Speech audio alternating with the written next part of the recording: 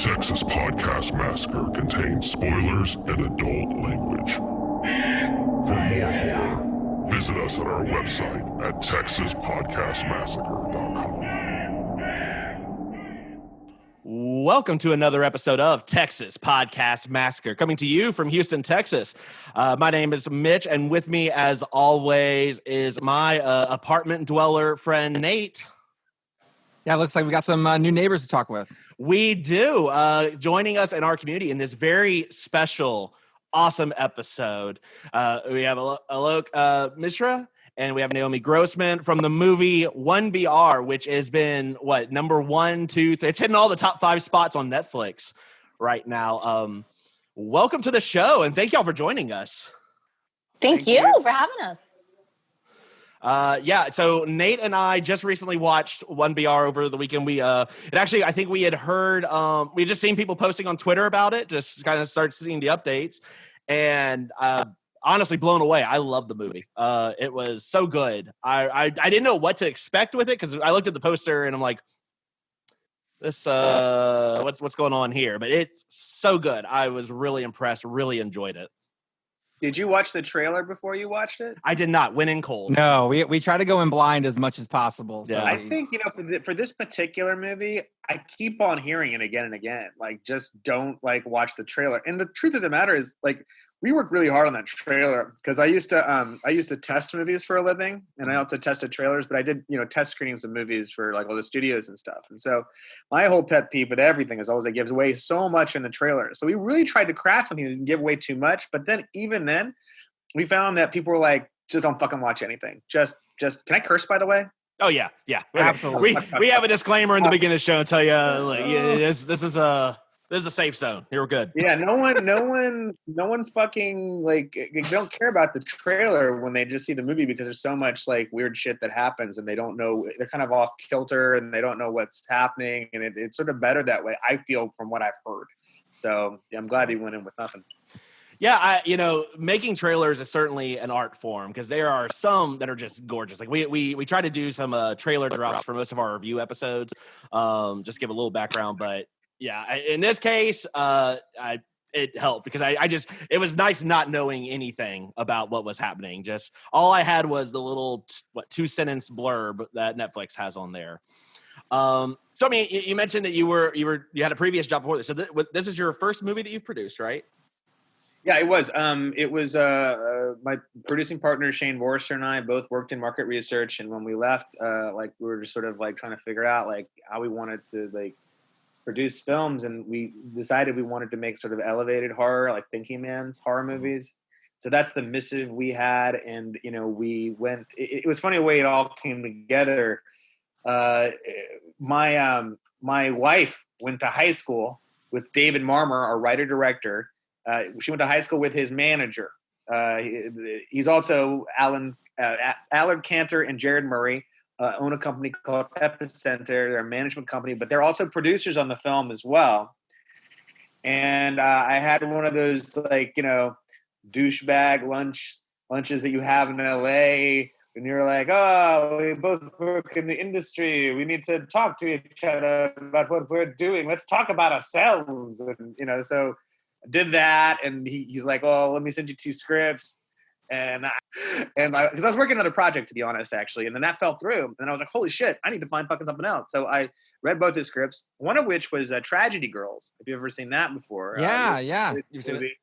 Mm-hmm. And it was, comedy horror movie, but I was having tested movies, I was like, there's no way I can do this movie, because essentially one audience is not going to be satisfied by it, and the other audience is not going to be satisfied by it. So there's not enough horror, there's not enough comedy in it. So I always stay away from those things. And I told them hey, listen, I would never do this movie. And they're like, yeah, we just finished shooting that a week ago. And I was like, oh, what the fuck do I know? But I loved 1BR even more. And so he set up a meeting with David, and David's a super bright guy. He was, first time feature director, but I knew he was so intelligent, and his shorts were good too. And I really Shane and I love the script so much. So we just, we set up, had a meeting, had a cup of coffee, and just talked about sensibilities and our favorite movies, and just realized that he's David's a very gentle soul. And I tell you what, I think he's just going to blow up. because he has so much other stuff that we can't talk about right now. We're going to do another movie with him actually. That's going to be it's even much better than 1BR. I can tell you that for sure. So we'll see what happens. Hopefully there's a part in it for Naomi. We'll see. I always say, listen, read the script. Tell me what you want to be, Naomi. Awesome. Well, I mean, within reason. I understand. Shoot for the moon. Just go for any of them. I want to be the lead. Yeah. You're 20 years old, but you look young. It's going to work. You're gorgeous. Well, I will say this. If there's anything I have proven to the world, it's that I am versatile. Yeah. Like, I'm, absolutely. yes. So. That's completely true. I get why you didn't cast me as your dewy-eyed, 20-year-old just arrived in LA. Sarah, I get that. But, just saying, there's get creative, Yeah. think outside the box. Rewrite. Do a goddamn rewrite. Rewrite me. Yeah. Okay. We'll see what happens. There's 2BR, right? I mean, that's we like to think of it as 1BR to bathroom because you can't use it in your bathroom, right? Like that's kind of, or 1BR, the Janice Chronicles, because obviously Janice is still alive.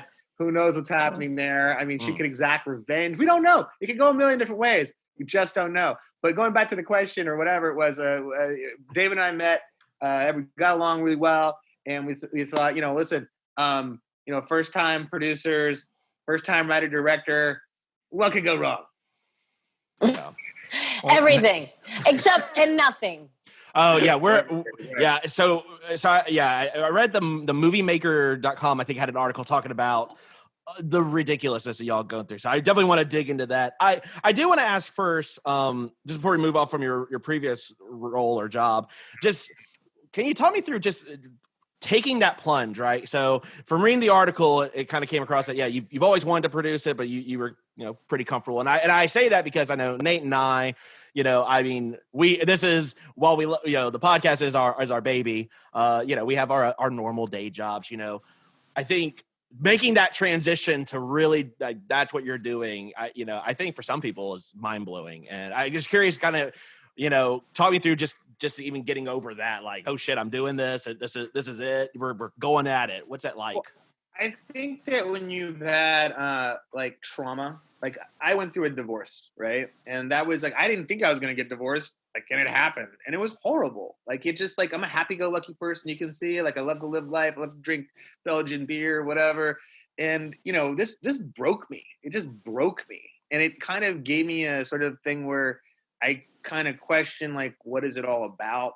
And the other part of it too is I had a very amicable divorce, thankfully, she's a lovely person. It just didn't work out. And in that divorce, like, I basically, I have the German Shepherd. It's my dog. We got a dog together, but this dog's the German Shepherd can only have one master. So I kept the dog. I was like, I'm keeping the house, and you can, I'll pay you whatever money you think you're owed by selling our townhouse. And, real estate in Los Angeles is crazy, So I kept the house, which went up like a lot of money. And, and then I sold the house and I put all the money in the stock market. And I was like, all right, I feel, but even then, I'm trying to say that I use real estate investment to sort of actually fund the movie, because myself and the other producer and also the director, David Marmer, actually put our own money into this movie because we couldn't find anyone to do it, right? And so you answer to your question, like, what does it take to like kind of make the leap, right? Mm-hmm. Well, it took me emotionally being like traumatized and, discarded or whatever I went on a journey, actually. I'll say this. If the girls' version of the trip is like eat, pray, love, the guys' version of the trip is fight, fuck, forget. And I went to like, Thailand and did a yoga meditation retreat. I went to like Costa Rica to go to a surf camp. I went to like Switzerland and Austria to go like ski in the Alps or whatever. And, I did all of this while I was still working for this market research company. And I was like, I'm taking some time off because, I need to. And they let me, thankfully. And I came back and I was like, I want to quit and I want you to give me severance. And they did. So in all of that helped make the decision to like say, you know what, I'm going to go produce movies now. And, here's what's what too. I don't know if you watch Joe Bob Briggs or whatever. Yeah. Of course. Yes. He has the best fucking monologue that's for the One Cut of the Dead show that says like, it's a Don't Stop Rolling monologue. Mm-hmm. And I wish I had heard that fucking monologue like 10 years ago, because it's the truest thing you've ever heard. Because like, you know, I decided I'm going to change my life. I'm going to fucking do this thing. Right.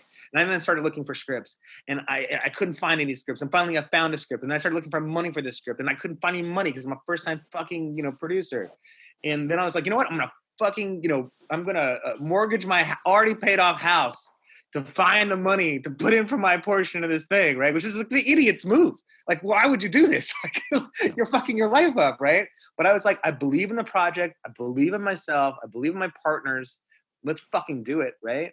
And so that's what happened. Like, I went through trauma. I fucking decided I'm going to do it, and I don't care what happens. I'll, like, you know, if I had to declare bankruptcy or whatever and make one fucking good movie, I would do it, because that's how, like, I needed to do it. So like I'd say to anyone that's in the same position, yourselves, whoever, if you are passionate about something and you can afford to just jump in the pool, like, head first, and just fucking do it. Because if you can do it, even if it's a failure, you will be in the club.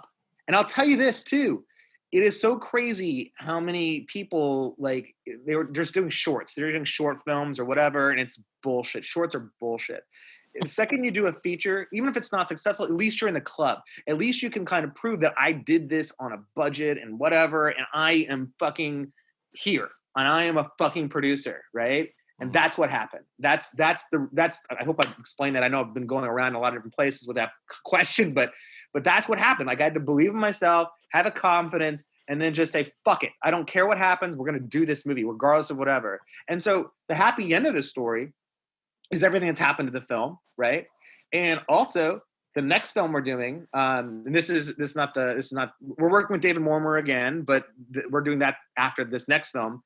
We already got funded for $5 million to do this next film. We're casting it, like, right now, right? That's what's kind of going on with it. We got our first lead, we got our lead actor, man, and we want to build around him, right? So my point is this: as soon as you're in the club, you can get people to believe in you. And if it weirdly, happily comes out successfully, you can get them to believe in you even more. You just gotta take the plunge, is what I'm trying to say, in a roundabout, long ass way.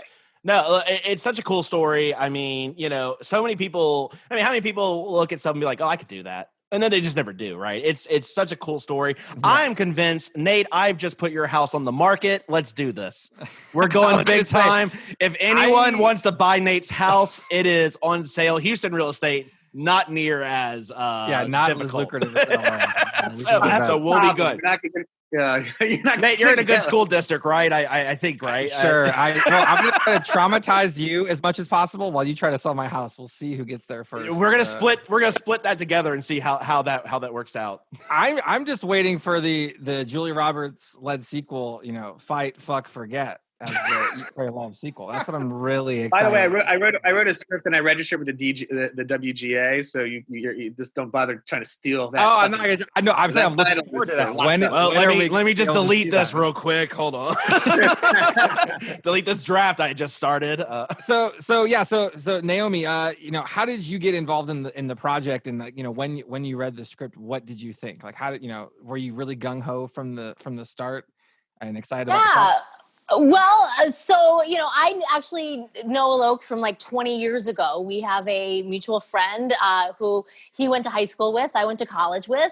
He's from here, from Los Angeles. So when I moved to Hollywood and didn't have any friends, she introduced me to her friends, which Alok being one of them. So that was nice. You know, I was like, here I was like, you know, fraternizing with big fat Hollywood producers from the very beginning, and I didn't even know it. In the meantime, I mean, the fact is, you know, I knew. So the point is, you know, he's had 20 years to endear himself to me, and I've had 20 years to, you know, create a body of work to make him want to cast me. So, you know, and I knew all of this. I was at his that first wedding, and I knew the trauma. I knew about the mortgage on his house, so I was willing to cut my rate, which is how he was able to probably shoot it for what he did. But it's what you do for friends. And I mean, I knew I got the script very, very early on. I was in from the very beginning. I mean, like I said, it was kind of a no-brainer in a lot of ways. It's obviously a genre that I am versed in, have a following with, and I wanted to work with Alok. I believe in him, although he hadn't proven himself to me yet, other than just being a good friend. But so I was actually, it's funny, they lost like the majority of their lead actors like the week of shooting, so I was like the one, probably the first on, and I never budged. I was like the only one who didn't get the memo to quit, but I wasn't going anywhere. Is it because were you not drinking the feminist energy drinks that I read about? Right. There's a lot of questions. No, I am macho. I'm drinking the Belgian beer with Alok. That's that's. No, I joke. I would like the whole story about. I joke obviously about getting the memo to quit. That Right. I just can't even believe people do that. Like. I just want to work. You know what I mean? Yeah. Like and this movie, let me tell you, we shot it the week of Christmas, which is bonkers. I mean, but it makes sense. Like it's a really cheap time to work. You know what I mean? Yeah. Like everything's available. Nobody's booked. But I mean, you also have to hope people don't have plans or a family or a life or Right. and then we did reshoots which happened to be during the Emmys, and I happened to be nominated that year, so there were sacrifices, but at the end of the day, and I don't want to be like told you so, but I did know, don't get me wrong, like I really wanted to go to that gifting suite and get that free trip to Barbados that week, but at the same time I knew deep down like that this was going to be a thing, and could I have predicted it'd be number one on Netflix? Of course not, but at the same time, like we never go into things expecting them to be a failure. Like why would we do them otherwise? So I had to believe like, okay, let's give this all I got, and see what comes of it. And we can never predict success. Like that is one thing I know very well. Like coming in American Horror Story, I swear I thought I was just a glorified extra. Like last thing did I expect that I would be one on IMDb. Like you just cannot predict these sorts of things. It's not our job. Like that is for the audience to do. Like there was no way we would have known that this little movie that would be beating out Jamie Kennedy or Jamie Foxx, or whatever, and everybody, right? Not just Jamie. I mean, he's just one actor, like the world. So it's amazing, and I'm so thrilled. I mean, my role is small, but I feel really invested in it because I'm invested in this friendship, and yeah. Well, and what I love about this movie too, every character feels so unique and is well drafted. Even when they don't have like a lot of speaking lines, everyone really fits in and has a. It's funny. The movie talks about everyone's role in the community, and everyone in this movie, their role is very visible, and that's one of the really cool things. I mean, it's 87% right now on Rotten Tomatoes. It's been number one. I mean, it's got to be mind blowing. I don't know. I wouldn't be able to talk coherent sentences if it was my first movie, or if it was, I'd be in a stupor. I did have a background in market research, and I like to study things. I'll Sure. be honest, like as a producer, and I think I did a lot of shit because of COVID that I would probably never have had time to do even. No. But I had a strategy. I'll say that. Like, I mean, we did like 5 20-person test screenings of the movie and then focus groups on them, right? And it really helped us understand, for example, like, I mean, spoiler, it's in the trailer, so I don't feel too bad to spoil it, but like the cat, like, you know, David Marmor wanted to crucify the cat at one point. And I was like, we can't even do that. But we baked the cat in the oven. And I was like, I want to see that cat like spring out of the oven, its eye explode and do all this stuff. And what we found, for example, from the test screenings was that like, all right, well, 25% of the audience wants to see that. But 75% of it don't want to see any more. The 25 that wanted to see it, 25% want to see that are hardcore horror fans. We don't have a hardcore horror movie. We have something that actually more straddles the line, which I think is probably the reason for the success in addition, is that, you know, it's a horror movie, but it's also some kind of a psychological thriller. So in that regard, it was better from the test screenings, like not to like kind of take that further. Also, as a cheap ass money grubbing producer, it would have cost us like $5,000 more. And I was like, we don't have it.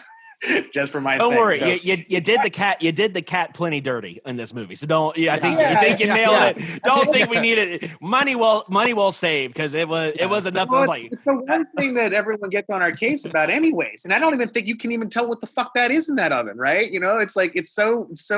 we know in our heart. Look, we know in our heart. I know, but like it's a thing where it's very quick. And, you know, you get through it. And my point is that we did all the testing on it. We did everything we could to kind of like, you know, shape it, do whatever else. And thankfully it like that testing paid off.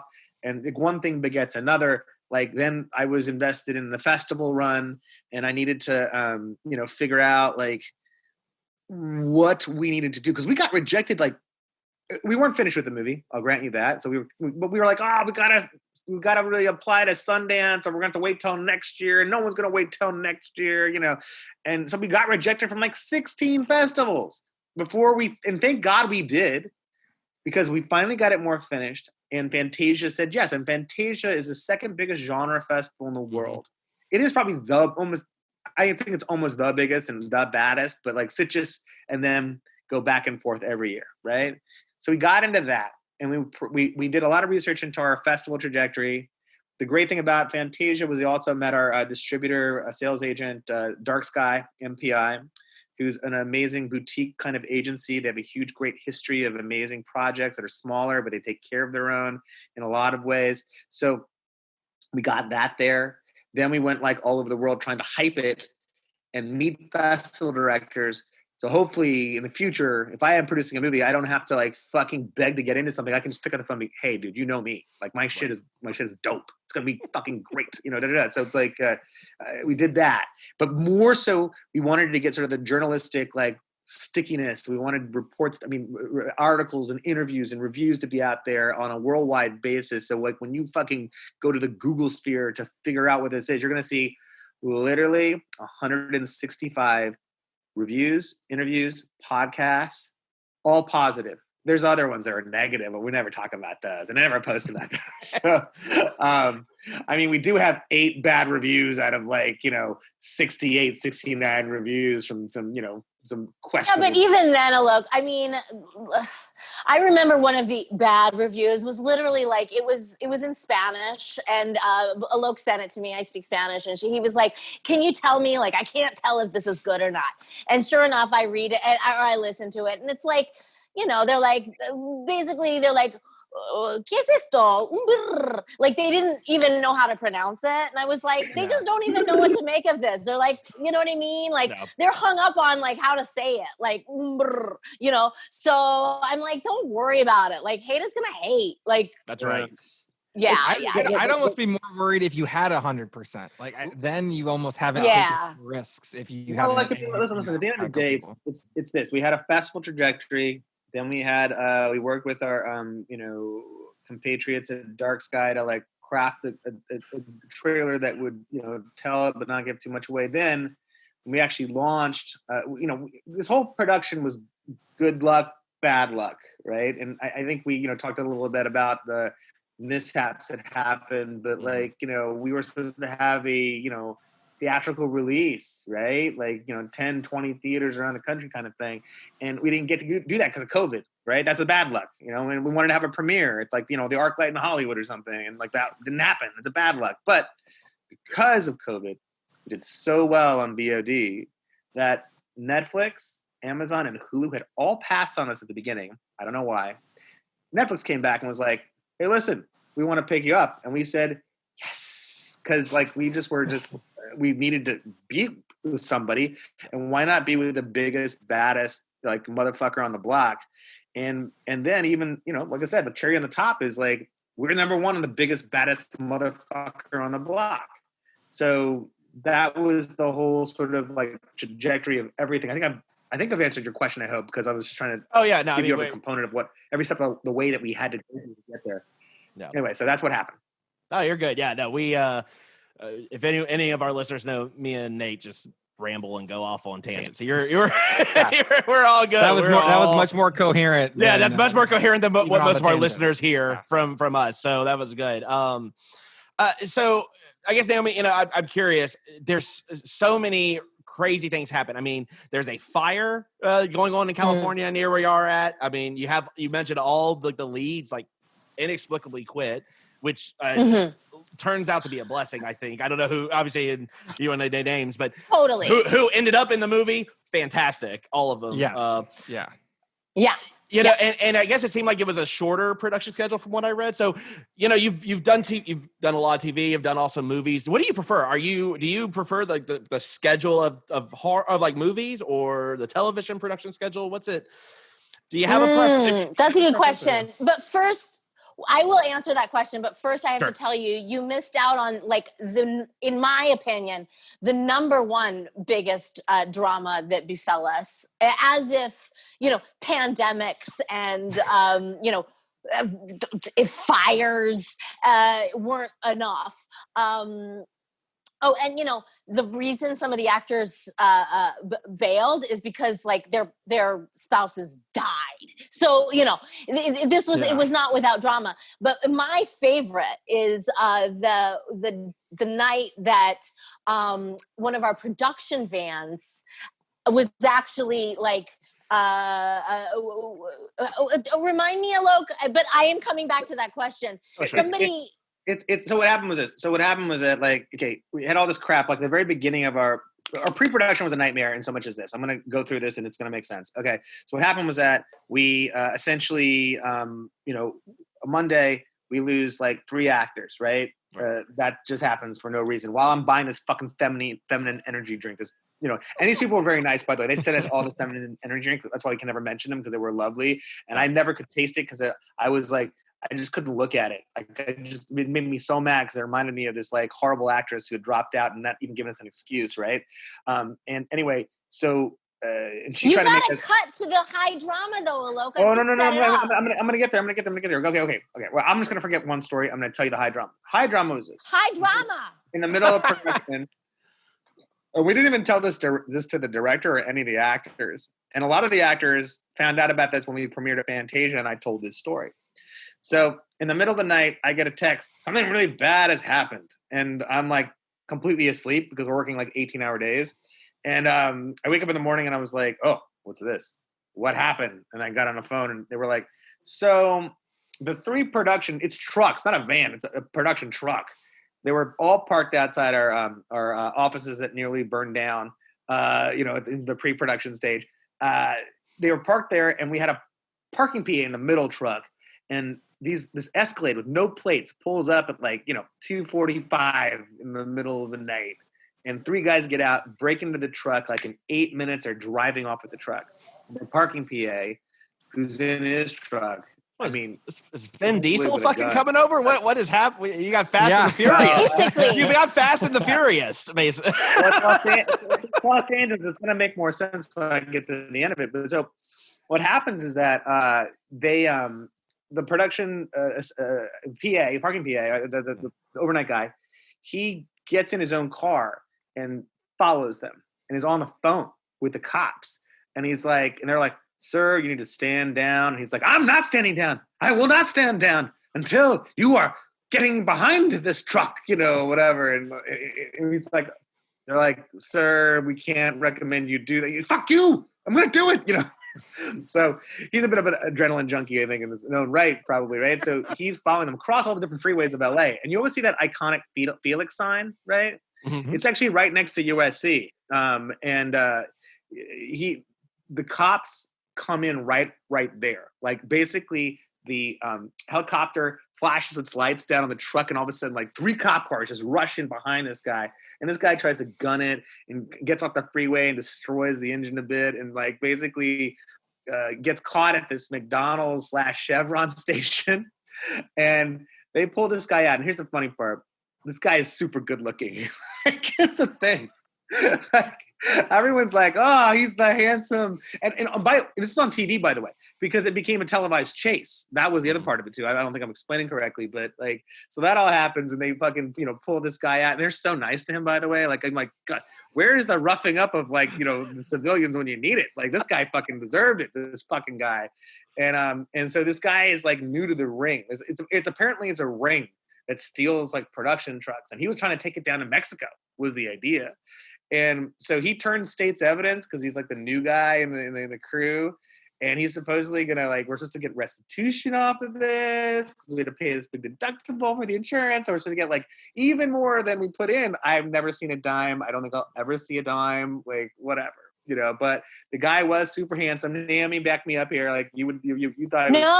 So we didn't know any of this. And when we were at Fantasia for the premiere, we had, Q&A, and they said, oh, we have a little surprise for you guys. We've got the footage. What you don't know is that, we almost didn't have a movie because we almost lost all, a third of our equipment to this, hot felon. And sure enough, then they roll the tape and we watched the episode of Cops or whatever it was that, where we got to see him. He was gorgeous, let me tell you. But yeah, I mean, and it's on the Blu-ray, by the way.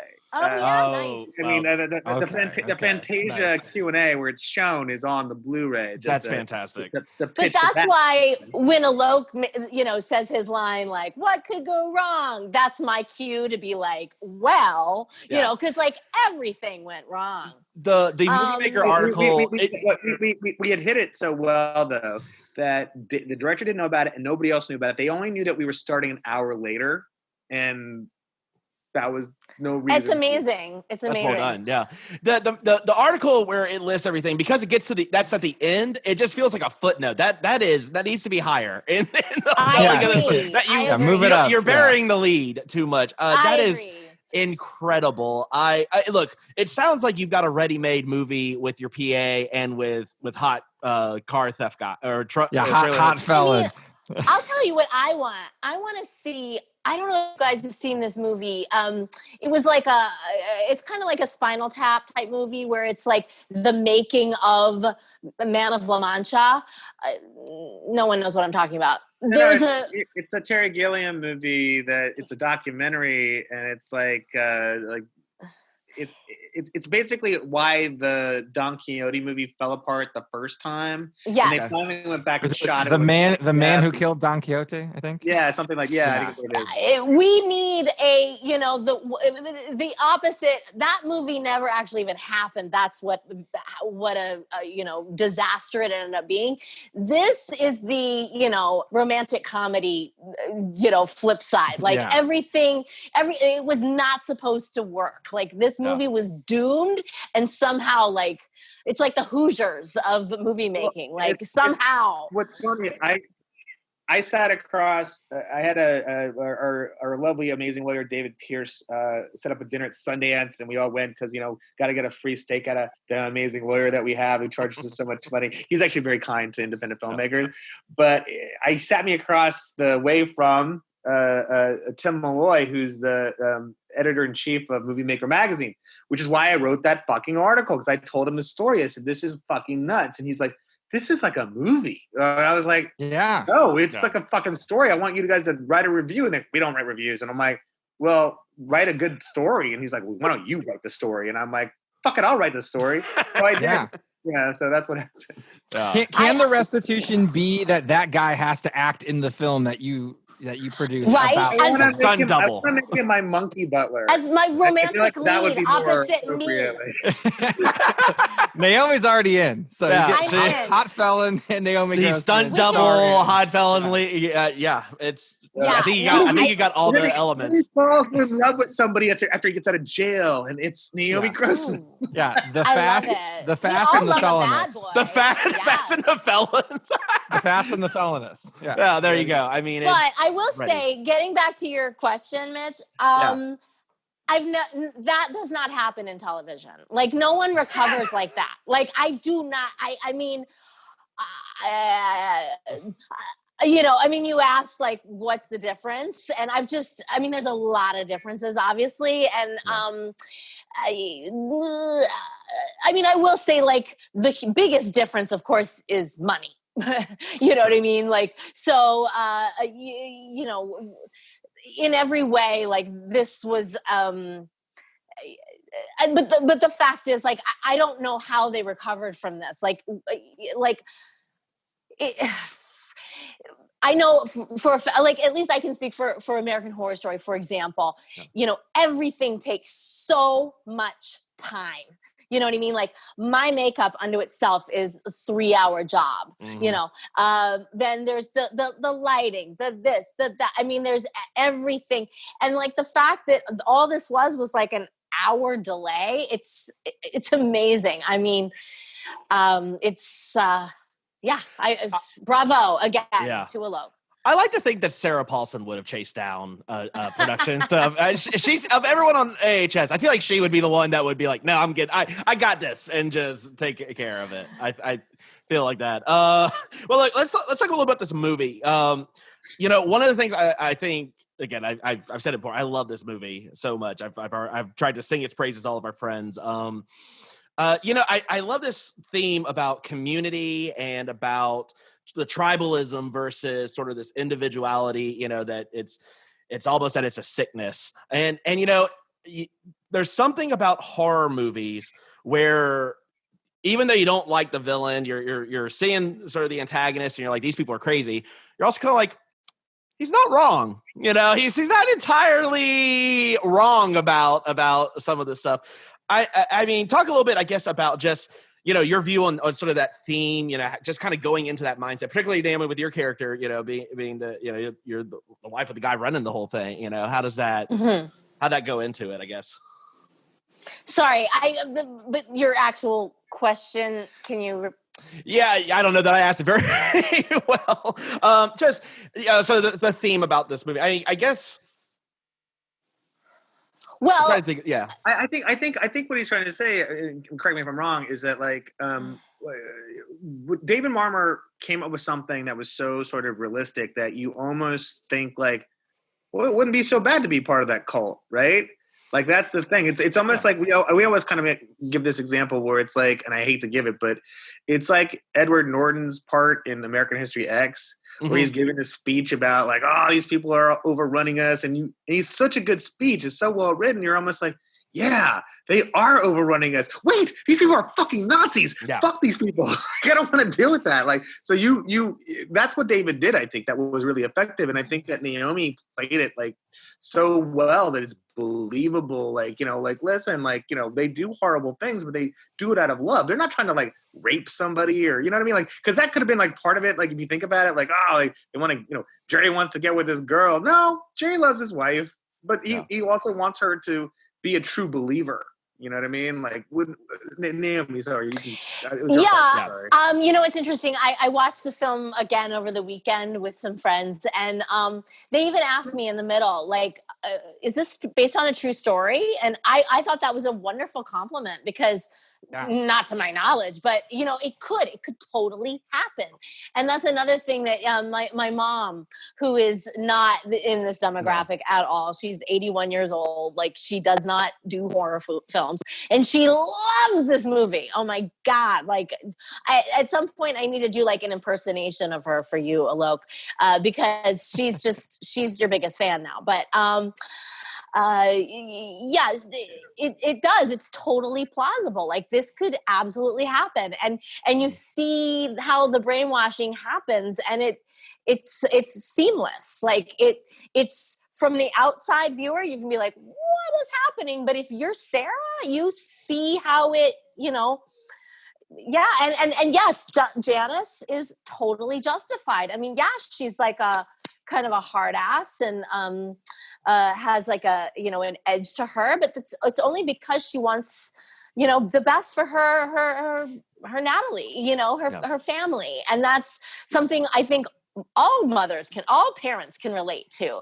And I mean, even, oh, well, we won't get political, but I mean, there's probably even people that, listen to the whole, call for law and order and are able to justify both sides of, our political situation now, for example. You know what I mean? That's actually one of the funnier things that's come out of any of this, right? Like Marmor did not mean any of this to be political. Mm-hmm. Or anything. Like, I mean, like it there's tinges of like a neo-Marxist cult going on, let's say, right? And it's based off of this one cult named Synanon. And Synanon, Synanon was this, sorry, my wife, this cult that was based off of like getting people off of drugs, right? And like all cults, it starts off like with the best intentions, but then it also devolved into like murder. And they, were shaving their heads, and they moved up north. They were living on a ranch in like, Northern California. And in fact, if you know the George Lucas movie, THX, what is it, 1028, or I forget what it's called. All of the extras in that movie are Synanon members because they shaved their heads. And they were looking for people with shaved heads, right? So that's a nice little tidbit that, like, anyway, the whole point of it is that these people have the best intentions, but they never actually, it never comes to fruition. It always ends in like horrible murder to some extent. People always want to like have the, I'm sure like, there's little sprinkles of Scientology and different things like that in there too, right? Like, you see it obviously, but I think now Netflix thinks I'm obsessed with cults because I keep, watching this. So they keep suggesting things to me. And sure enough, I, drank the Kool-Aid, ate the bait. I watched recently this docuseries, a real story about, it's called Wild Wild Country. And it's all about cults. That's great. But it originated in India, and then they moved to Oregon. And anyway, what's crazy is as you're watching it, it's really bonkers. Like it's the same kind of, just like this, where like, what are you doing? Like, get out! You're screaming at the screen. And then at the end of it, they, I guess the cult leader changed his name or something. All of a sudden he started going by this other name, and I was like, Osho, the name's really familiar. And sure enough, I look on my bookshelf and I have read his books. Like I am literally like, I would be in this cult. Like if only I'd been in, India or Oregon or whatever when this like I am. And listen, his books are like, he was not ill-intended. Like it was all about raising the consciousness of people. And, that's the reason I'm late to your podcast today. Cause I was like doing yoga. I was like kumbaya over here, it's like, I am like, this would be something that this is Kool-Aid I would drink. And yet it totally went, the wrong way. Who knew? I was saying, Naomi, we shouldn't mention the yoga. Cause we're not supposed to have, so we had to cut that out probably. Yeah. We're not supposed to do yoga. What do you mean? No, I'm saying that, like, I mean, if you're in someone's house or it's organized or whatever, I kind of mentioned a little bit earlier, and I was like, we can get that out. So I don't know. Oh, you mean because of COVID? Like the yeah, but you don't want people to know. Nancy Pelosi just got Nancy Pelosi just got shit on because she got her hair done, and they can't open hair salons in like goddamn California and stuff like that. No. It's fine. This is my quarantine. I'm very out about, there's like 4 of us who've been like, you know, practicing yoga, you know, every day since March. And like, that's it. That's all, you know, that shoot me, you know, so it's fine. I'm not Nancy Pelosi. I'm not trying to be the, you know. I want to make sure that we're not like doing anything controversial. But you know, the funny thing was, I'm going to say just one thing. You know, so there's so many people that think that this whole cult thing has been like, you know, some sort of like actual commentary on like decrying communism or whatever else, and this and that. And it's not. It's not. Like, it's just a fucking, you know, it's about this cult synanon sort of, and like other things that we've kind of built into it. And funnily enough, like, you know, the funniest thing to me would be if like Fox News or somebody like this, like, got hold this, like, oh my God, you got to see this movie because it's like about America and the crime, individualism and whatever. Yeah, exactly. And these motherfuckers who, like, I'll be honest, I don't like Trump, you know, basically started watching this movie, and I could take their money because it's like that would be the best thing in the world. Now you're saying it's a marketing. It's a marketing. It's a marketing. Accidentally or intentionally, it's just happened. And there's been like 4 or 5 reviews on like our IMDb like page that are just like, oh my God, this is what America could turn into. And thank God for this movie. And I'm going to tell everyone in my church about this movie, and go fucking tell your people in your church. Yeah. Yeah, I don't know. I mean, this is a Sunday night service, not a during the morning kind of service. Yeah, right. Like our Wednesday service. You know what I mean? Like that. Yeah. Like, okay, but even then, if this isn't the worst, look, this is not the worst cult you could be a part of. Honestly, there are much worse cults out there. This is fine. You know, Lenny's doing all right. He just doesn't have an eye, but that's about it. You know, what do you need your palms for, really? You know what I mean? Hey, like, the doctor can still do doctor things. So right. everyone's still doing fine. So Naomi, I have to ask about. There's a scene, and we're not going to give it away because we're going to review the movie. And we want people to watch it. There's a scene toward the end after major events have happened, and part of the creepiness of the film is that everyone is so involved in this community, and they're so resigned to being part of this community. There's very little emotion, right? So major things are occurring, and everyone is keeping their emotions in check. The lead is obviously freaking out as all this is happening to her.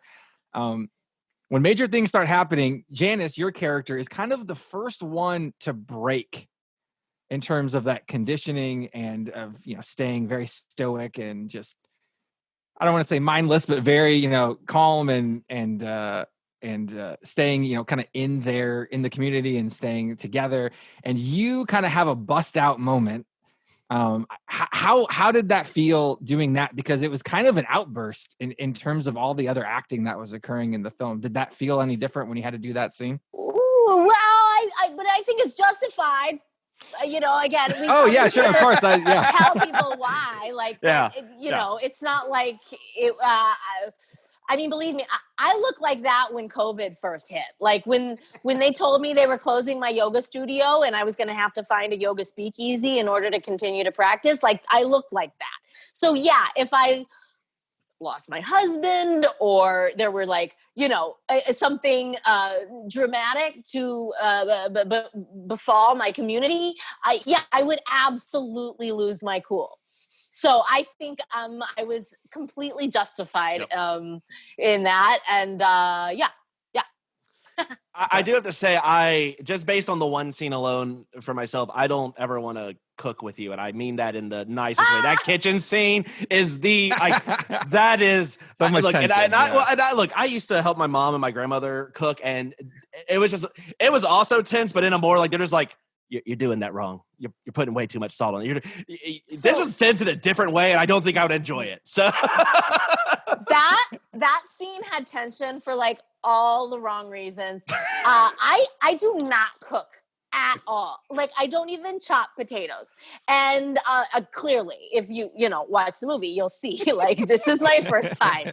And sure enough, I'll never forget David like coming, between takes, like, hey, do you cook? And I was like, not at all.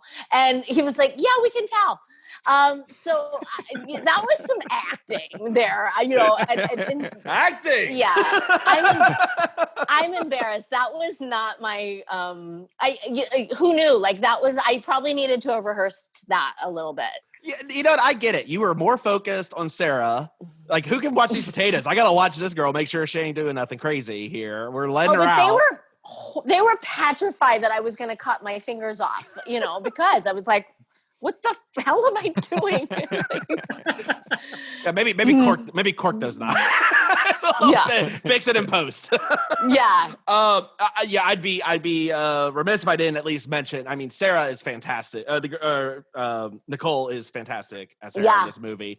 I don't think I think I looked on IMDb. She hasn't been in too much, so this is kind of really a I don't know if it's her. I'd say it's the first major role, but it certainly feels like it anyway. And incredible. I mean, it is a breakout role for her. Yeah. When we were casting her, I was like, I mean, I don't know what's going to happen. We just lost our TV person lead who had 4 million Instagram followers or some bullshit, and we're like, because that makes a difference now as far as producing movies. Like you have to fucking think about that stupid shit. And then the other guy that was her friend / boyfriend, I don't know what, and allegedly, this jackass was on some sort of CW vampire fucking show that I've never fucking watched in my life, right? So it's like Nate's got you covered if you need the details. Really feel I have not watched that. I'm just saying, so Sarah, so Nicole comes on and does the role, has 3 hours of rehearse with David Marmer. That's it. And she just came on and fucking did it. And the thing of it is, she's so emotional. She's such a great actress. Those eyes, whatever. She can cry 8 different ways. She'd come on. We'd have 1 or 2 takes to get it right. She'd get it right the first time. We're like, wow, we can play with a second take, for example. David always says this. I'm repeating it. She was just so amazing. And I think what's going to happen is this. And I mark my words. She is like our Jamie Lee Curtis. She is we've discovered something here, because that girl is already going out with so many auditions right now with A-list stuff. She had to leave our premiere at Fantasia to go read with some huge fucking actor I cannot mention, right? She didn't get the part, but she was in the room because of just how good she is, right? And since this Netflix stuff has come up, we don't Naomi and I were talking about it. There's IMDb stars sort of rankings, right? And everyone in this movie has gone up. Now, first off, Naomi Grossman has been number one, the number one person for a couple different years because of being Pepper and being on American Horror Story. She's literally been the number one. Brad, Angelina, fuck them. It's Naomi Grossman's number one. Right. But everyone in our cast, fucking Nicole is 700 something. Naomi Grossman again 1,000. Let's say 1,004 or something. Our good friend who plays Lester, Clayton Hoff, went up 2,000 places. He's 7,800. Everyone in our movie pretty much is in the top 10,000 for sure, which is just nuts. That shouldn't or wouldn't happen, but it did happen, just because of everything else, So Nicole is going to see, I think, a lot of work out of this. I have producer friends that are just oh my gosh, I want to totally cast her in this horror movie. And I'm like, well, you should talk to her agent, because I don't know that maybe she wants to do them, early Jamie Lee Curtis, who knows, just Prom Night or Terror Train. But the fact is she's so young. How could she have a huge long career, unless she were Drew Barrymore and started at the age of 5 and E.T. Right. You know what I mean? She's she's justified to have not have, this long resume or IMDb page, because she's 20 years old. Can she even drink? No, she's 23, 24. Okay. Still. No, I mean, it's just super impressive. And like I said, I think the whole cast is incredible. The movie is so well written. It's so well directed. Just everything. I don't think there's outside of that cat, which I mean, you know, we'll be discussing in our review episode at length. Well, I will. Nate is our resident. Just kill all the animals. It's fine. But I have to support. I don't know. About I have that. to say, I love the cat. The cat gives me a chance to drop my hot pussy joke every podcast I do, and it gives me so much joy. I did it once at Fantasia. It was a huge hit, and now I can't do a single podcast without making that drop in the P. So. Look, you're redeemed for the cat Boom. now. That brought it back. We're good. It's all. He's Mitch. They didn't kill the cat. That joke would not. It wouldn't have happened. So come on, It's right. Right. When It was it's like meant to when be. a butterfly flaps its wings, a cat gets cooked in an oven. It's it's same thing. Same. I'll tell you a funny story about the cat. So Brian's character is played by Giles Maddie.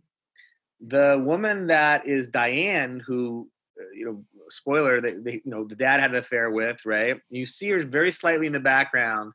Actually, in one of my old houses, by the way, because we shot in my house because you do that because you need to save fucking money, let's say, right?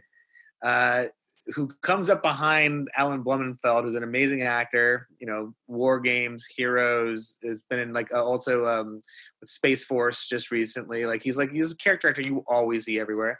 She comes up behind him and she kind of rubs his shoulder and gives him a drink, right? And played by the very sexy and funny and also amazing and talented Haley Giles. So another Giles. And then the cat's named Giles too, right? Yeah. So that fucking cat was so good. That cat was like fucking one take. And we were like, God damn it, that's one take Giles right there. God damn it. So we called Giles Maddie out of his trailer, like, you gotta come see this. You gotta fucking come see this. Look at that fucking cat. That cat got in the first fucking take. That's fucking one take Giles. What the fuck is wrong with you? Yeah, the cat is outworking you, is what you're saying at that point. No, but Giles is amazingly talented too, by the way. Giles is crazy talented. He was probably one of the, besides Taylor Nichols and Naomi, one of the bigger names on set and stuff, because he had been in 24 and Ever After, or Once Upon a Time, sorry. Yeah, but we kept on teasing him that fucking cat. Why can't you be like that fucking cat? One take Giles. He's one take Giles. You're never gonna be fucking one take Giles. You better fucking go back and get some lessons, son. Oh, that is incredible. I'm looking forward to the one take Giles featurette on the Blu-ray. Yeah. Really looking forward to that. Listen, I love Dark Sky, but we didn't get a lot of stuff in there. We have actually multiple endings actually that I think people would be very interested to see. Oh, I was going to ask that. Yeah, were there any other? There were. We cannot talk about them. We cannot talk about them in lieu of wanting you to see it on the updated Blu-ray whenever that comes out. Okay. Or what about Tubi? Maybe we'll see them in those. Yeah.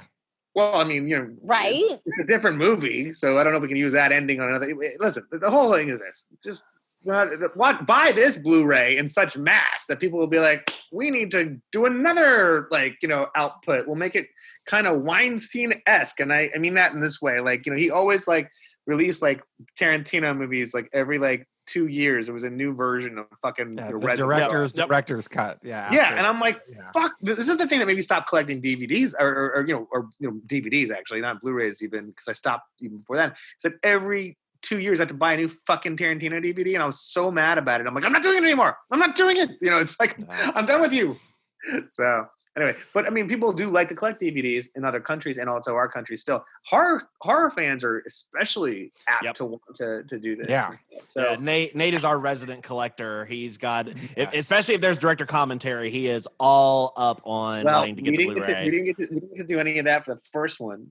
So I would love to do extensive commentary. Look at what we're talking about right now. How many funny stories would be on that fucking DVD? Oh, yeah. Yeah. We have Blu-ray, sorry. Blu-ray. You know what I mean? It's and we get all the actors. Naomi would do it. It'd be awesome. Get the felon on there, the third audio. Oh, yeah. That would be great. That is a great idea. Part of his restitution. Yes. Yes. For us. You owe us so many hours of recording voiceover for the commentary. Handsome felon, you're signing your rights away. You don't get paid one dime. So in this scene, they used the camera that I had originally jacked. And it was the reason. Look how good this scene looks. I wanted. Look at these red but cameras. I couldn't They're fantastic. To be honest, it was a lot of the lighting and gaffing materials that was stolen. It wasn't the DP very brightly took his own camera. Look at how the light is hitting the wall right here. That was the light that I ran off absconded with. Yeah, that cat can't hit his mark if the lighting isn't perfect. This light is misbegotten light I was trying to take to Tijuana with me to tear up your fucking truck. And after this, they would have only had a red light. You can't do this whole movie in red light. It doesn't work. So yeah. I'm sure that guy has some great Tijuana stories too. Throw that on the commentary. I mean, guarantee it. Who knows? Yeah. Let me ask you guys a question. Yes. I don't ask this question. I don't think I've ever asked this question, to be honest. Do you want to see a sequel? Absolutely. I think it's a very mixed bag because I think some people really do, and some people are just like, leave it. It's a perfect kiss. Just leave it alone. Yeah, I don't know if I'd want to see this. I don't know if I'd want to follow Sarah. Is the only thing. I almost want to see a different story within that world. Yeah, Janice. What's that? Yeah, boom. There it is. Janice, does she find? I mean, look. Someone has to fill that role of her husband. Is it the hot thief? What if he? What if he has to? Here's the real question. Do we know if anyone is really dead? I mean, no. I didn't. Hey, look, it's. I didn't see nothing. So. No. What I'm saying, Jerry has been stabbed several times, but I think it'd be hilarious to bring him out and be like, "Hello, Janice." Oh my. Yes, I love it. I'm gonna make love to you tonight. I want to see Janice kind of rise through the ranks in an Office Space-esque. How do we know that she wasn't the puppet master all along? Someone has also brought up an interesting point too. It's like, Miss Stanhope fakes her death and is really the puppet master out of all of this. Like, who's watching us? It's none of our business, right? Like, I mean, yes, exactly. A lot of different ways could go. Oh yeah. It kind of reminded me of Cabin in the Woods, that whole kind of organization that's around that movie, setting everything up. Is there a similar organization for this film? That's the movie I want to see. Yeah. Mm-hmm. How far reaching does it go? How many, there's a lot of, the ending opens up a lot of possibilities. I'll tell you, we have some really strong ideas. We have some really strong ideas about where this could go. And can't say a goddamn word about it because J.J. Abrams in the shit out of this when we can, that whole thing. But there's some really strong. I mean, I'm not going to call it the Terminator 2 of sequels because obviously that sequel is like it's even better than the first, right? But I am going to say the ideas have that Terminator 2 quality to them. That you expand a world, we've been world building in the first one. And all of a sudden, the second one, we are in a different place, maybe different people. Who knows? It could be very interesting. So we'll see. I really hope that if you get multiple, we get to see they try to stand up one in like some small town out in the middle of like South Dakota or something, and we just try to figure out. I can't say it's going to be there. It's going to be like in fucking Brussels for all we know. Ooh. You know what I mean? Like it could be like anywhere. It could be a worldwide. Alok would set a movie just in a place so that he could get some. I'm not saying I wouldn't. This is faux Belgian beer, by the way. This is faux Belgian beer. But these fucking Canadians, they almost out-Belgian the Belgians. So that's a reason to go to fucking Canada. So we'll probably be in Canada. There you go. Hey, if you do French Canada, it's almost like it's totally foreign. So you're fine. Right. That's the thing. I know. We were in Montreal for like 10 days. I mean, we know, but it's what's going to come down to. It's all in David Marmer's magical brain. Yep. And so we'll have to see what he comes up with. And he's like, I mean, we would have loved to have had him on tonight. Unfortunately, we couldn't. But he is, he's going to go on to really great things. I can tell you this because his next movie, what we're doing with him, is already, I'm telling you right now, amazing. And from a guy who tested movies for like 18 years, I think you can trust what I say in that regard. So hopefully, let's see. Well, excited for that for sure. Yeah, so we've got one question. We kind of hold off at the end. We always ask all of our guests this. So Nate and I, famously to us anyway, have the great debate of our time is: if you find yourself in a horror situation, would you rather have to deal with being in an attic and using that to escape, or having to face the terror in the basement? So in other words, would you be team attic? Like, are attics better than basements, or basements better than, what would you prefer? What scenario? And the context for this is I'm from up north, from Indiana near Chicago, lived in basements my whole life. Mitch is from the South, where if you had a basement, it would essentially be a pool. If you had a basement, you're basically at the gates of hell, because there's nothing lower than sea level in Louisiana. So he's all about the attics. So this is our eternal struggle. And in horror films, basements and attics well represented across all time periods. But we wanted to hear your opinion on which one is like, what's creepier? What's going to creep you out more, right? If you're like, I was going to say, I mean, real question is, from what perspective? Like, as an audience member, I think a basement is scarier, personally. I just got a little low battery. You guys still follow me? Yeah, we know you're good. You're good. Yeah. Okay. So, I mean, I would say as a money grubbing producer like Alok, I would absolutely set it in the basement personally. Now, if I'm an ingenue, dewy-eyed Nicole, Sarah, like trying to escape, I want to be on the attic. I just happen to be really love heights, and probably could, again, with all my yoga, scale my way out of a situation. Whereas personally, I find like a basement to be much more terrifying. Like, no one can hear you scream. Like, that's where I am. Naomi gets it, Nate. Look, how about you? Where do you sit on this debate? Well, are you in the right or wrong side of history?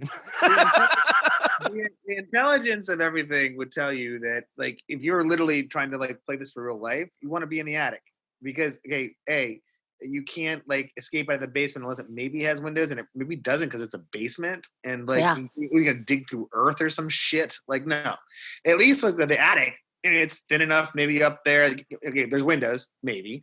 Okay, but if there's not, maybe you can punch through something to get the fuck out onto the side of the house, to kind of spider monkey your shit down the side of the house or something, or grab a tree or whatever else. So that's the logical thing for me. But as Naomi says, if you were trying to plan for someone being terrified or getting murdered in some horrible way, the basement is where you're going to get murdered for sure. I mean, beat them up and run up the stairs somehow, and they're going to grab your leg. There's a bunch of different ways it's going to go for you badly. In the basement. What I'm hearing is only psychopaths and murderers prefer the basement. Nate, I couldn't be more thrilled about how this just played out. My bedroom is in the basement. It had windows, plural. It had multiple windows. I snuck out. No one's seen a picture. I don't believe it. And we had a door in our basement that went outside. So did you have stairs that went up? Would you have stairs that went up to the outside? Is what you had, probably, right? Yeah. It was a door that had stairs go up, but we had about, I would say, 6 to 8 windows in the basement.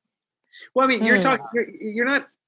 There's a couple of different kinds of versions of basements. Like I had a basement in. Actually, it's in the movie. Actually. Nope. So the part when they're doing the whole interrogation stuff, right, in the movie.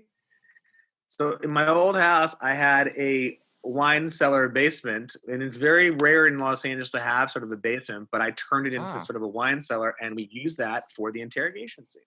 There's no, it's all concrete, and when I first bought the house, you could just see the wires hanging out, and there's kind of dirt and earth or whatever around. Yeah. But you would never escape out of that alive in this scenario. But listen, there was nothing scary about that cellar to me. It was full of the most very fine wine. I would quarantine there. I could have been there since March, and I really wouldn't have complained. What was really funny about that basement was that it was literally 15 degrees cooler than whatever was upstairs. So electricity went out in our house. And so my parents-in-law and we all went downstairs and just hung out downstairs with the dog in the dark with flashlights. And we're just kind of drinking wine and whatever else. And also, we tried to summon a demon there one time on July 4th. I took a friend down there and we did a Ouija board thing. And then he started getting freaked out about it. I'm like, no, I want to see what you do. He's like, no, dude, I want to stop this. This is freaking me out. You're just too keen for me to do it. Why don't you do it? I'm like, no. You started it. You need to finish it. Look, we all know if you start trying to summon a demon, you got to finish. Right, Nate? Yeah, no, what it sounds like is the basement, low lows, but high highs. Okay, yeah, either really good or really bad. No middle. Amazings. Like, like it's a line in the movie where, Jerry grabs Sarah and he's like, you need to finish what you started. And I tried to do the same thing to my friend, but he wouldn't do it because he was a chicken. Oh, that's awesome. All right. Well, guys, we want to thank y'all so much for your taking the time to hang out with us, to just talk this movie. Congratulations just on a very successful movie. It is great. Well-deserved. And hopefully even further success with it. It's only just really picking up steam, I feel like. Continued success. Make sure everyone listening, if you have not, go check out 1BR on Netflix. Surely you know someone that has an account if you do not yourself. Just watch it. Make other people watch it. Or if you feel especially generous, why not watch it on VOD? On iTunes, Amazon, it's on Fandango now, Google Play. It's on Xbox, PlayStation. It's also, what am I forgetting here? It's on, did I already say Vudu? I think I said Vudu. So, yeah. That's how I'm going to get paid ultimately, right, Alok? Is when people... Because, I work for that's completely true. That's completely true. Okay, I was going to say, I got back end points, so, Yes, so please. You should buy it on VOD to provide Naomi Grossman the lifestyle she's become accustomed to. Yes. Look, yoga speakeasies are not cheap. I mean, they're not cheap. They're not cheap. They got to roll up the yoga mat in a bowling ball and wheel it in like in the old days. Got to sneak it through. She has all kinds of accoutrement that not everyone can afford, and myself as well. Like. I live in the Valley now, sadly, because I've had to, I mortgaged my house and make this movie, and I had to go to fucking Northridge now, and he can't afford decent internet. That's why this poor German Shepherd is just lying, listlessly, sadly. Ripley, I'm so sorry you had to move to the Valley. It's so hot here. Anyway. She's named after Ripley from Aliens. Yeah, of course. I like that Ripley has her back to you. She's still doesn't seem like she's forgiven you just yet. No, not yet. Looks like she's. And why should she? It's been it's 106 here every day. The only thing that's good about it is that it was cheaper than the house I sold, so I'm kind of almost hopefully even on the investment that I put in this movie before I need to make some money back to live, and feed my baby and shit. But we have a pool. But I can have the baby swim in the pool, she gets to learn to swim in the pool. Hey, you could always say, hey, when the dog's acting up, you're like, look what we did to the cat in this movie, right? Everything everything that you have now is gravy. I tried, what's funny about this house? I'll tell you two things. Okay, listen, we can go on for a little bit longer, right? Name like 10 minutes. I have 5% left on my phone, so okay, I don't know. We'll try to do it very quickly. So what happened was that when we did the reshoots, right, we had to do all this shit in my house just because we needed to save money, right? It just had turned out the set that we had built, it looked just like the floor in my office, right? So they went and built a fake wall, and we needed to get more expressions out of Nicole, because that was the one thing we realized we didn't get the first time because we had the one thing. Well, there's 20 things. He literally, in order to get me to not go to that gifting suite during the Emmys to do the reshoots, he said, oh, we realized we squandered you. We had all this talent and we squandered it. We need you back. We need more of Janice. It's all about Janice. It's called producing. It's called producing. Yeah. So what happened was that. Okay, so the one thing you were missing. Go ahead, Alok. I'm trying to do this before your phone dies, lady. So let me just. Yeah. Okay.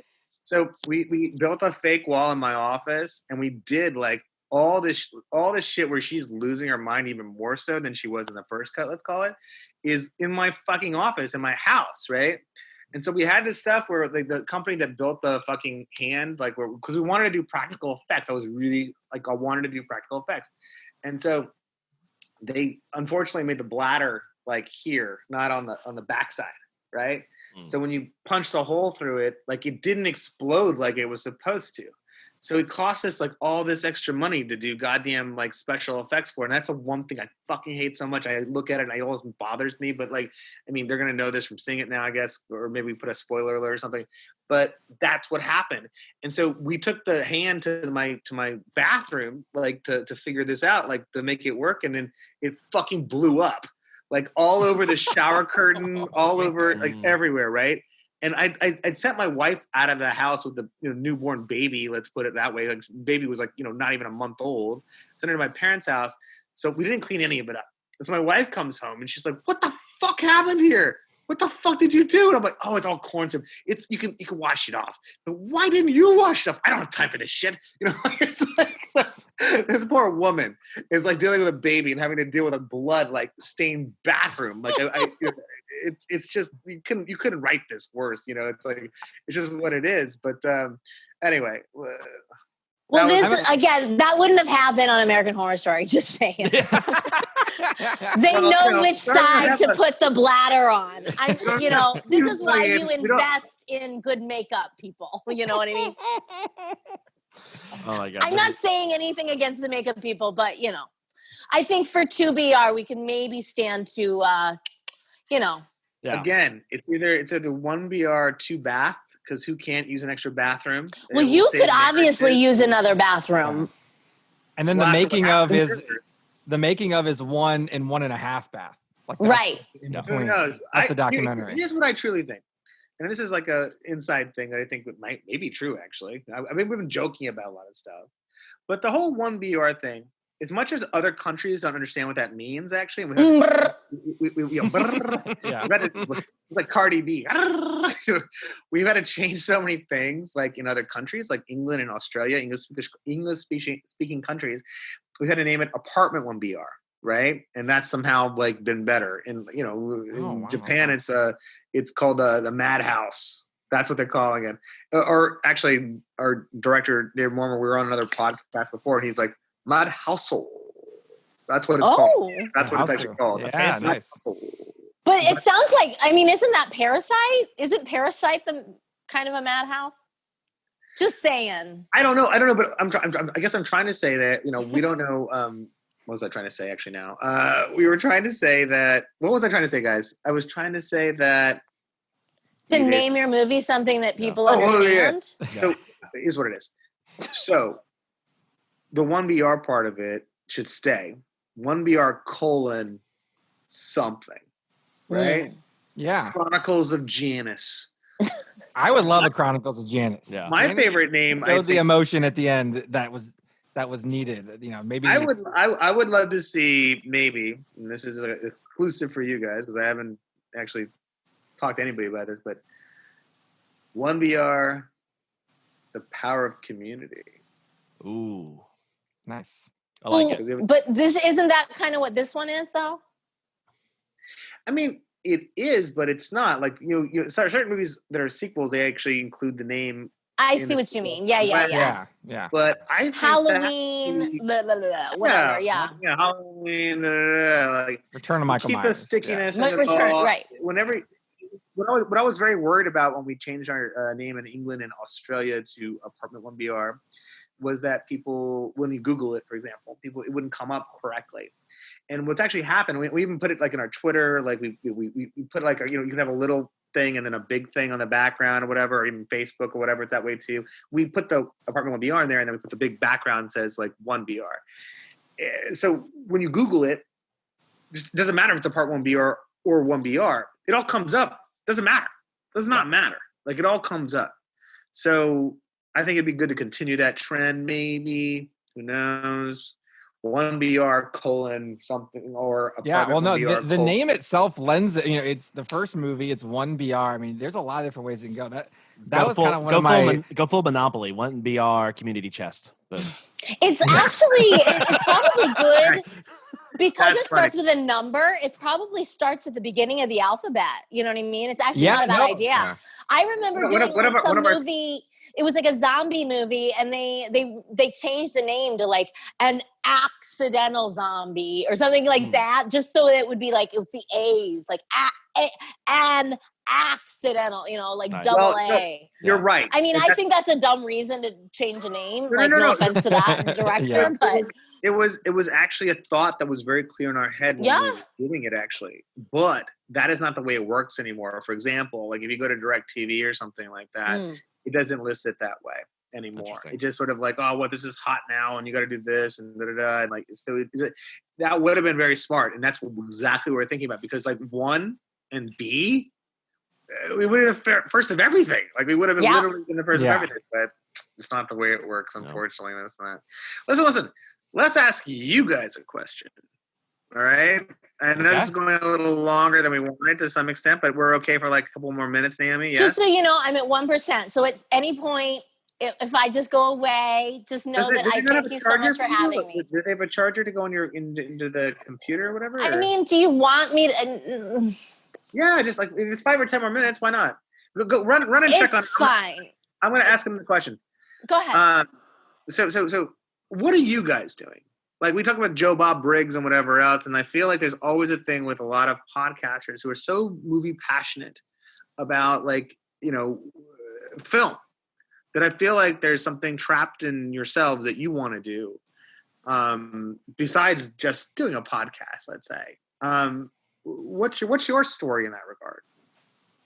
Nate, you want to take that first? No, well, you're the one who's doing more stuff, Mitch. You can talk about it. Well, yeah, you can kind of, yeah. I mean, music's been my large passion. So I was in a touring band for a while while still working a job. I would love to go into production, and we're trying to, do a whole bunch of. I love to score. I think that's part of what I would love. I'd love to take my love of horror movies and my music and be able to start trying to score and doing that kind of stuff. That would be my dream sort of role. You did this. Do you want to do more synth something or other? Or so on the side over here, I have about 3 different synthesizers. I've got my keyboards right in front of me. That's why I keep doing that. I've got my guitars in the back, bass. I've actually, Nate, I didn't even tell you, I got my drum kit coming in, new Roland. Nice. So I can finally stop programming them in. I can actually play them like a normal human.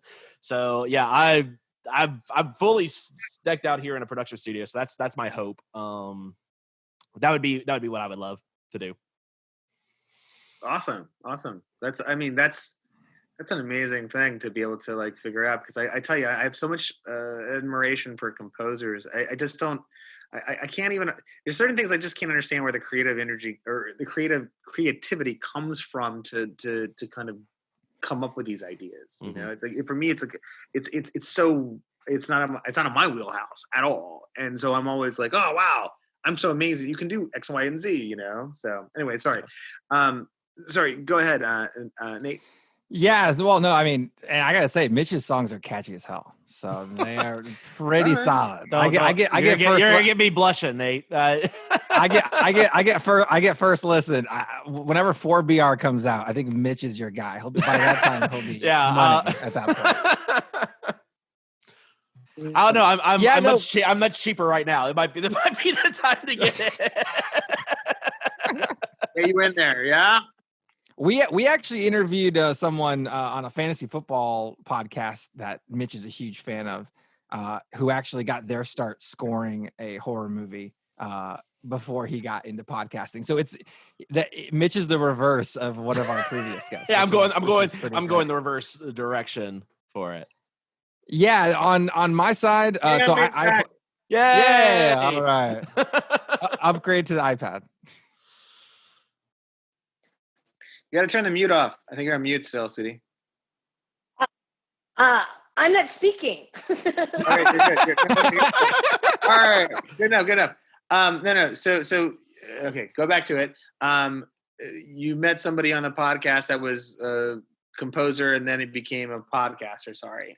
Yes. Yeah. Yeah. So Mitch is trying to do the opposite of that. On my end, so I also play some music, not nearly the setup that Mitch has, but I'm a much better guitar player. So I got I'm not going. very good at guitar. It's the last so I got instrument that I've going learned. for me. I started bass and drums, and I've worked into synths and keys, and guitar. I'm just trying to do it because I get tired of waiting on Nate to record things for me. That's fair. That's fair. Listen, I mean, if I think we're moving on to like much higher productions, but if I have other friends, I will definitely recommend you for them. And if you can send me some stuff, I would love to hear it and pass it on to them, because it's like, it's weird. It's such a weird, incestuous sort of thing. I think the horror community is one of the best, amazing communities in the world, because like, you know, there's Naomi Grossman will tell you, because this woman is like, there are not 220 horror conventions versus 220 comedy conventions. Mm-hmm. The comedy, the horror people are so passionate, so crazy into it. Like they love Naomi Grossman. Like you see her like all over the place. Like for me with Naomi, sometimes it's almost like Where's Waldo? Like she's in Russia, she's in France, she's in like different places. Like it's interesting to see how many people like want to pay to come and talk to Naomi Grossman like one-on-one for like, I don't know, like a minute, let's say, you know. Naomi, maybe you can speak to that a little bit. Like I think it's an interesting thing to talk about to some extent. Well, I Or, can, I have better internet than you, so I can speak at least. I won't be broken up. Oh, really? You're doing that again? Okay. Yeah, that's what I'm doing. No, it's true. I mean, I started in comedy I was, at the Groundlings, which you may or may not know, but, it's sort of a definitely. for SNL,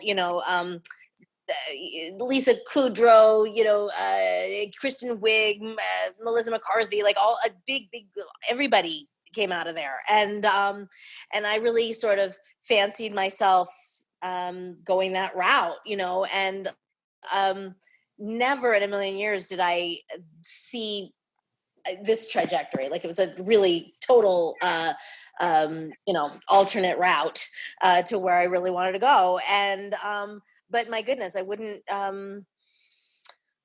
change it at all. I mean, the fact is, like my comedy friends and not just comedy, but, my actor friends who are on, procedural dramas and whatnot, like they don't have, there's no Grey's Anatomy convention. There's no, they're not like, you know what I mean? Like people don't care. Like they're not sending pictures of their favorite dog on ER. You know what I mean? Like, whereas I don't know, there is something special about horror fans. They're just sort of like a whole nother level. Like I am very artistic and I have never sat down and like drawn my favorite actor or, you know what I mean? It's just like, it's not something I do. And yet like I get some piece of art like weekly. Yeah. Really. It's crazy. That's it's amazing. awesome. She has a place in her house where she has like all this fucking crazy artwork. The entire room is just pasted with it. Like it's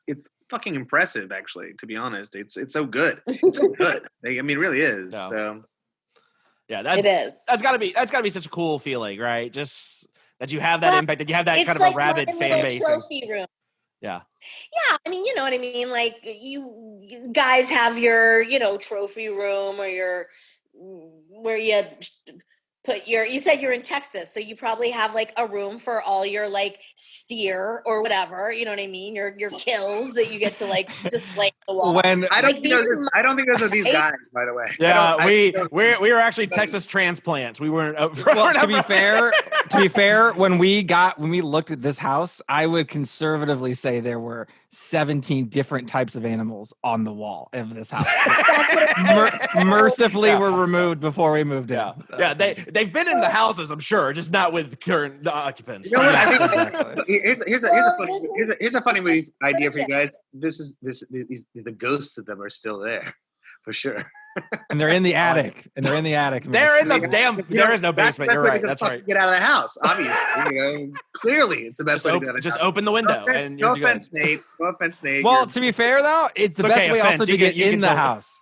It's to get, because I actually had rats in my attic during the pandemic that we had to get removed. So rat can get in anywhere though. That's the thing. Okay. Naomi was going to say something. I've interrupted her. Well, no, but that's my version. You know what I mean? And it's interesting. Like I remember once having a suitor over, and him, he was like, "God, like you have all these like pictures of yourself up, like narcissist much." And of course, I was like, "Oh, I don't see it that way at all. Like." This is like this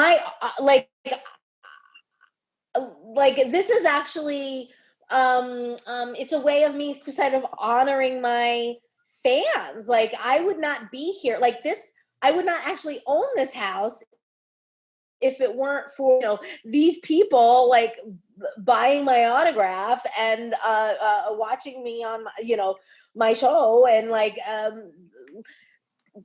making this happen. So, I was like, I disagree. Like, this is the fact that my art would elicit other art is really like, that's the greatest of all. Like I think actors oftentimes do have this sort of sense that, that it is sort of a narcissistic sort of pursuit, but I've actually in this success, I've managed to actually come around, and I feel like, especially during COVID, I really do feel like we're here. We're helping people, know what I mean, through this. Yeah, absolutely. Like in the pandemic, like if you did not have Netflix, if you did not have 1BR to watch, like what would we do? You know what I mean? Like it's like I truly believe that this is not just me trying to get my face out there. I have a voice, and I'm trying to like share my art, what I do with the world, and ultimately it is a philanthropic thing at the end of the day. And I think that's and also to add, actually, like in a weird sense of it, and we never planned this, obviously, because who planned the fucking COVID bullshit? Thanks, Trump. No offense if you have friends, whatever. But the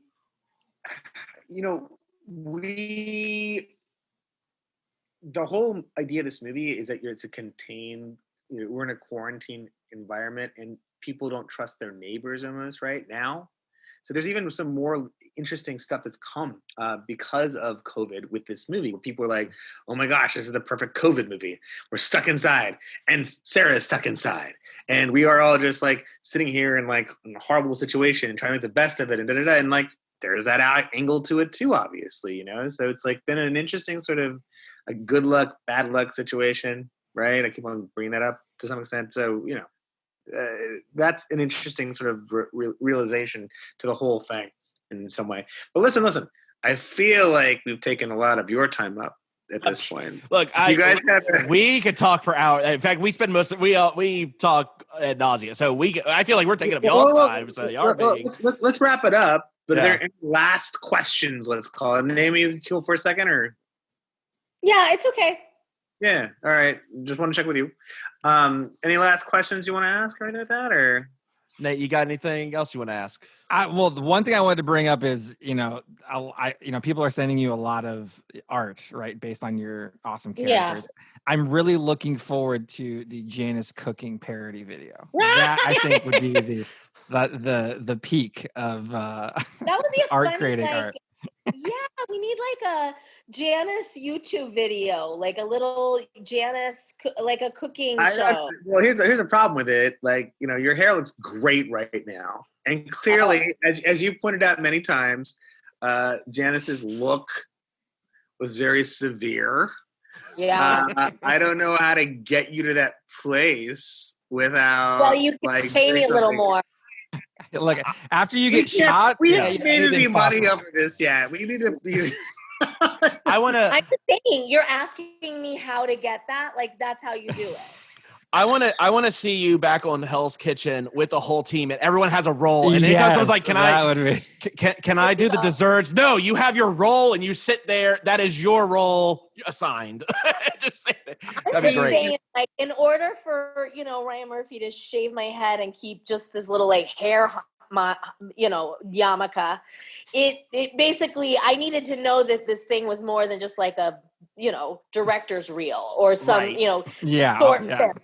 So now Alok, you've proven yourself. You got a little street cred now. You're number 1 on Netflix. I feel I might, I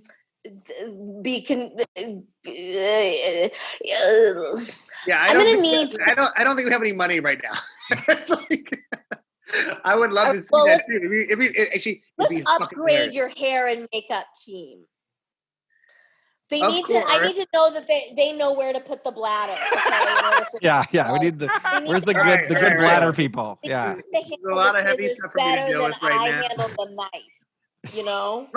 Look. I've had 2 delicious Belgian beers at this point. Large format, by the way. So I'm not like, in my right mind. I can't promise you anything. But I will say this. I will obviously think about, 1BR, the Janus Chronicles, and other things in addition. And these guys are the witnesses here too as well. Guys, anything else you want to add or whatever? Or are we good? No, I think that's everything we have. No, thanks for all of your time. And thank you for this. Has been so fun. It was definitely fun. It was definitely fun. Yeah, Other than being on the wrong side of the attic basement debate. Do you mean the right side? I'm going to after this. I'm going to just re-listen to them dunk on you on repeat for the next 24 hours. Nate, you did get dunked on. I got double dunked. And what it is, That's the problem. It's just fucking logic. It's just fucking logic, son. Come on. Yeah. Did we just become best friends? Did we just become best friends? I've seen your idea of I've listened to your idea of like a basement with like windows and shit, and even then, that's not as good because I feel like you're gonna get murdered still. Like, I don't feel like they can look down at you. You can't punch through solid wall that's part of Earth, let's say, right? Whereas upstairs, you could literally maybe punch or kick your way to the roof of some sort. I get that you could run across the attic and like step down, fall through, and be in a totally different area in the house. So that I had never thought about that before. Well, that makes sense. That's getting away from a killer. In addition to that, so you're literally defeating your own kind of argument in a lot of ways. Like sorry, I don't mean to fucking dump on you, but no, please. This is it's my birthday today. I didn't know that. Yeah, it is. It's like Christmas morning for me right now. I could watch this all day. I will. In fact, I will watch this. Who dat? Naomi is the best. I know. I will say I was born in Dallas, Texas, and I'm a Cowboys fan. So. Oh, okay. Well, yeah. Bye. Right. Oh, hey, that your connection's terrible. Terrible. But I'm also. I went to USC, and I'm a USC fan. So fuck you too. We gotta go. Yeah. No it's lovely to talk to you guys, and like we'd be happy to come on for the next thing or whatever we do, and the whole thing. So, but hopefully get it out there to everybody. I'd love it. Yeah, we will. No, definitely. Yeah, all right. Cheers. I'm doing the USC sign for you, just to fuck you. Appreciate it. Thank y'all very much.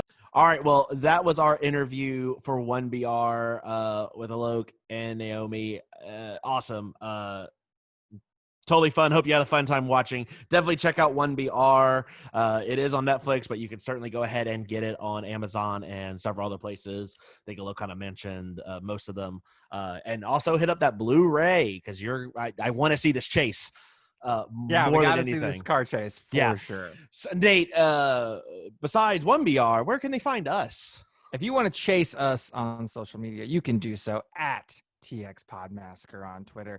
Check us out, Texas Podcast Massacre on Instagram and Facebook. Give us a 5-star review on Apple Podcasts or your other podcast platforms. Put a movie in there. We will put it on the list. Waiting for Human Centipede. Whenever anyone is brave enough. We've had so many other recommendations except for that. Because no one wants to fucking watch Human Centipede, Nate. Stop that. Well, if you Stop, do, put it on there. stop making Human Centipede a thing. It's not gonna. It's not a thing. If you want to send us an email saying how much you don't like Human Centipede, you can send us an email, texaspodcastmassacre@gmail.com. We're looking to do a couple more interviews in the future. We hope you like this episode, and we got some fun stuff coming up. Absolutely. All right. Well, from all of us here at Texas Podcast Massacre, thank you so much for tuning in, and just keep telling yourself it's only a movie. Good night.